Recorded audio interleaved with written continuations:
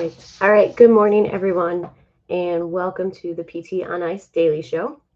My name is Rachel Selena, and I'm a TA with our Rehabilitation of the Injured Runner, both our live and online courses.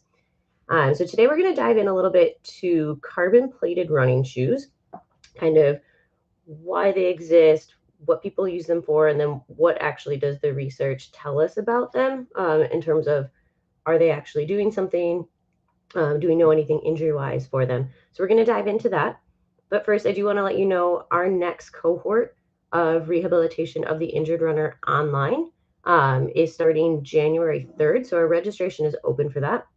It's our 8-week online course. So we really deep dive into kind of all things running gait analysis and looking at how do we use gait analysis, gait retraining, to look at mechanics for kind of some of the big hitters for injuries for runners.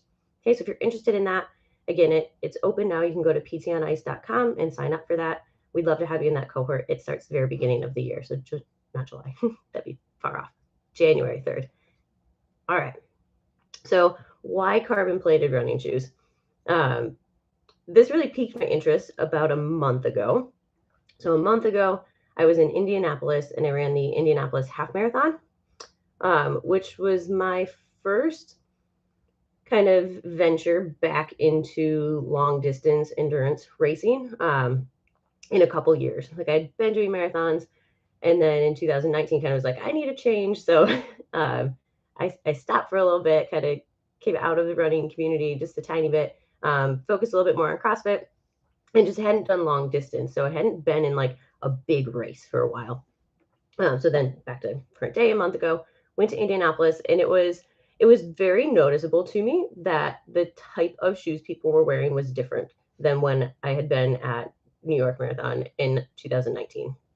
And if you're running any long distance thing, you have lots of time to do nothing.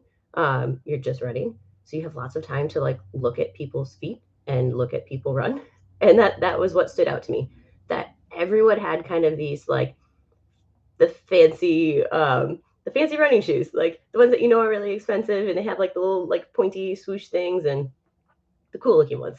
Like everyone had them. I did not. And it made me really start to question like, what did I miss? Right? Like why is this the thing now? Why does everyone have these? Should I have these? Right?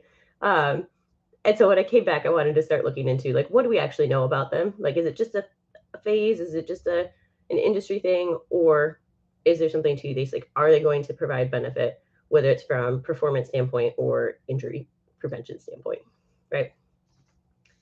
Okay. So that's our question today. What are they doing? So we have to go back a little bit, okay, to understand kind of where they came from. Back in again 2019, the world was kind of asking the question: is it possible for a human to run a sub 2 hour marathon? Can someone go 26.2 miles in less than 2 hours? Right? Just like the question previously had been, can someone run a mile in less than 4 minutes? And that answer was yes. Now they're asking about the marathon. And so in 2019, Eliud Kipchoge and Nike teamed up and they did answer that question, and it was yes. Right? Kipchoge was able to run 26.2 miles in Vienna in 1 hour, 59 minutes, and 40 seconds, which is crazy. Like, that's so fast. The important thing for today's conversation, though, is that he did that distance, that event, okay, wearing a prototype of Nike's carbon plated shoe. So this one's a mouthful, but he wore the Nike Air Zoom Alpha Fly Next Percent prototype. He wore Nike's version of a carbon plated shoe, which essentially what they're doing with that carbon plating is putting a stiff carbon plate in the midsole of the shoe. Fast forward, right, back to current day.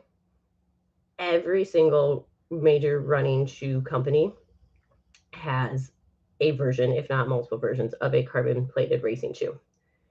And they're expensive, right? A normal running shoe you think is going to run you around maybe like 120 to 150. Like, you can definitely spend more. Carbon plated ones are going to be about 250, if not pushing like towards 300. So very expensive, but they're very common now. So what are they doing? Okay, like I said, they're putting that carbon plate in the midsole of the shoe. And the thought is that by adding that carbon fiber plate, we're increasing the stiffness of the shoe. We're increasing, they call it the midsole bending stiffness. And then by increasing that stiffness, the proposition is that we improve running economy. So economy is defined in the literature as the rate of oxygen consumption at a specific velocity of submaximal running. So essentially, if something is more economical from a running perspective, it means it costs your body less to run at that same given pace. So that's the thought here. Adding a carbon fiber plate increases the bending stiffness. When we increase that bending stiffness, it makes it actually easier for your body to run at the same pace. So what do we see? What do we see in research? The first study was by Roy in 2006, kind of the first one looking at carbon plated shoes for runners, distance running. And they found a 1% performance improvement wearing carbon plated shoes versus a traditional shoe. Traditional just meaning one without a carbon fiber plate. 1%. Okay. Which is not insignificant, because when you think of, especially like our elite runners, right? 1% could be maybe 30 seconds. And 30 seconds could be the difference between breaking a world record and not breaking a world record. It could be the difference between winning a marathon and not winning a marathon. So it can be worthwhile or valuable. I don't want to sell that 1% short. What they weren't able to find in this study, though, was an explanation for why they saw that performance improvement. And this is where kind of all of the studies following that one in 2006, have not been able to find this, like the link, like the why.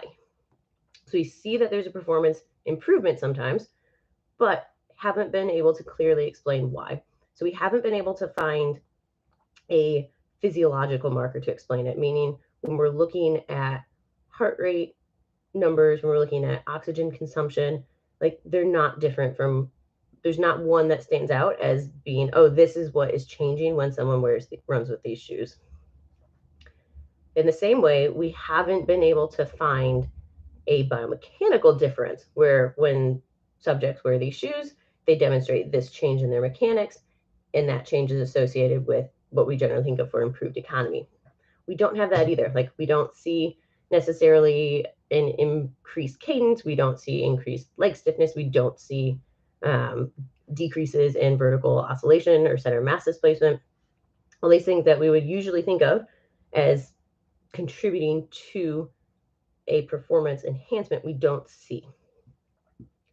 We also, so then a more recent study looked at, okay, if it's not something physiological like that, with like the system, it's not something biomechanical, maybe it's something directly in the muscles involved in running. So they looked specifically at the calf muscle complex and asked, is there something going on in the calf muscle itself that's making it easier for that muscle to function? And they found no. Like, they found no difference or no clear explanation for what was going on and why people might be able to perform better wearing these shoes.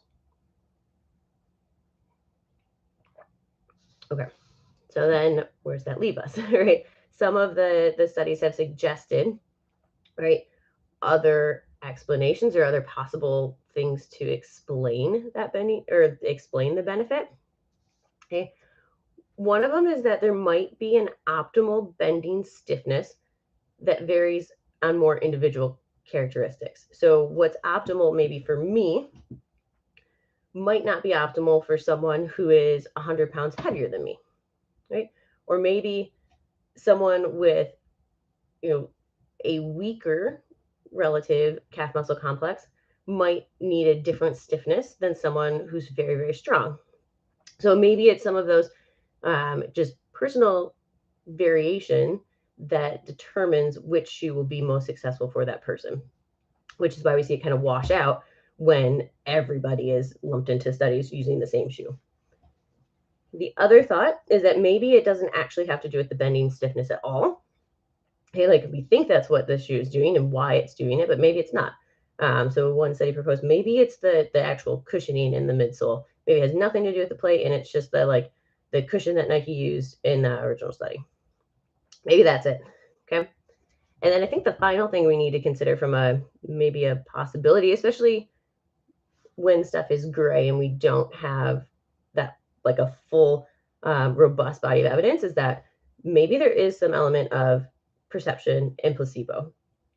Right? If I think that or saw the fastest human in the world put on these type of shoes and go break a 2-hour marathon record, like when I'm going to go run my race and I want to beat a personal record, like I'm going to wear the fast shoes, right? Like those shoes make people fast.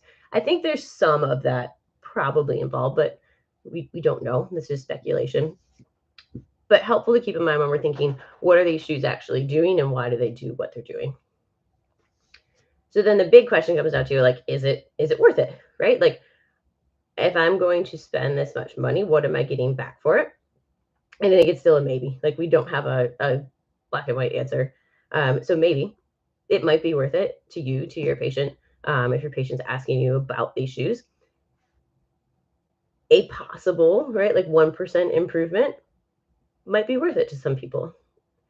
If they feel good wearing those shoes, right, they feel fast, they feel more confident, that might also be helpful. So maybe it's worth it there.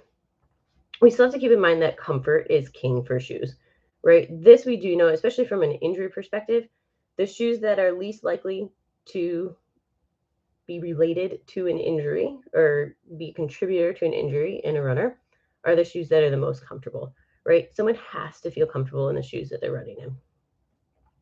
So hopefully we end up with more research in the next decade to explain kind of why people perform better in these shoes and maybe to make a more robust claim that they do actually improve performance all the time. But we don't have that yet. So then if your patient does want to use them or you want to use them, I think the other big thing we need to keep in mind, right, is that shoes shift load, not just carbon plated shoes, but shoes in general shift load. So sometimes we want that and sometimes we don't. If someone is dealing with an injury, right, say they have an Achilles tendinopathy going on, we don't want to put them in a shoe that shifts more load to their calf muscle complex. We're trying to offload that area, that tissue. So if these shoes, if a carbon plated shoe causes a runner to adopt a more maybe like midfoot, forefoot strike and put more stress through their calf muscle complex, like this is not worth it to them. This is not a good option. So for them, it's not worth it. I would encourage them, you can still be fast without this shoe. Okay, if it does that. And the other thing with shoes shifting load is that if someone is going to race in these shoes, and that's kind of how they're marketed and sold, like as your race shoes, you really need to encourage some training to happen in the shoes during a training cycle, right?